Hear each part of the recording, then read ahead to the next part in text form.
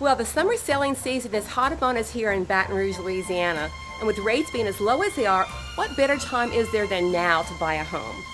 Some of the things we're telling our buyers to do in order to have the very best possible chance of, number one, winning in a bidding war, and yes, there are still bidding wars out there on the best houses, is to go ahead and get yourself credit approved.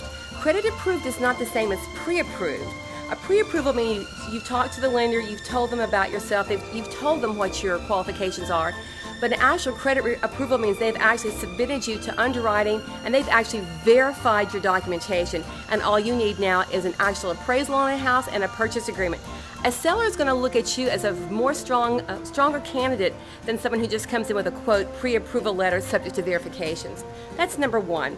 Number two, when you're making your offer, think about what the seller's going to want. Is it more important for the seller that you meet his date for moving, or is it more important to the seller to get some more money for the house, which means maybe a shorter time to move out? If you can, if the seller wants to move in a short time, many times they're going to save another month's payment, and they may pass that savings on to you in order to make that move quickly for whatever their reasons are. Number three, when you have your agent do a CMA, a market analysis on the house that you want to buy, don't just pick the lowest price homes in the subdivision to compare it to. Pick the homes that are the most comparable to it. And if you can't find comparables, then just look in the general area, because the seller has a good idea of what his house is worth.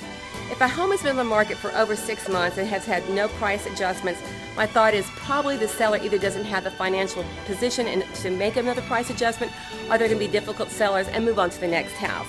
I hope these tips will help you in making your first home purchase or in making that move-up home purchase. Thank you, and call the Pat Wattam Team anytime for your housing needs.